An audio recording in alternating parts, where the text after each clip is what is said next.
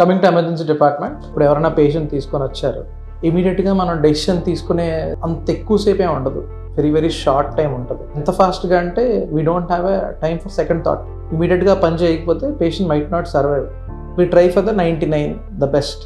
కొన్ని hardest moments ఏంటో మనం ఎంత ప్రయత్నించినా కూడా స్టిల్ ఆ పేషెంట్ మనం సేవ్ చేయలేకపోవడం చూసారా, that is the hardest part. And దాని తర్వాత వచ్చే next part, we need to counsel the attenders.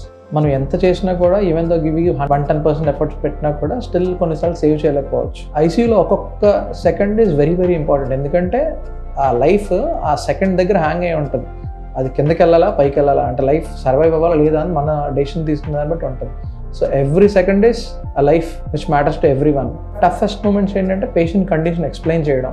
ఆ పేషెంట్కి అసలు ఏమవుతుంది అండ్ బేసికలీ పేషెంట్ అటెండర్స్కి హోప్ ఇవ్వాలి. At that same point of time we need to explain them. వాళ్ళు మెడికల్ టర్మినాలజీలో ఎక్స్ప్లెయిన్ చేస్తూ రియాలిటీలో కూడా వాళ్ళకి అర్థమైనట్టుగా చెప్పాలి. And that is almost difficult part to do. Ventilator అందరూ బేసికలీ చివరి స్టేజ్ అనుకుంటారు, అస్సలు కాదు అది. వెంటిలేటర్ ఈజ్ ఎ సపోర్ట్, ఒక లైఫ్ సేవింగ్ సపోర్ట్. అది చాలామంది పేషెంట్ వెంటిలేటర్ నుంచి బయటకు వస్తారు.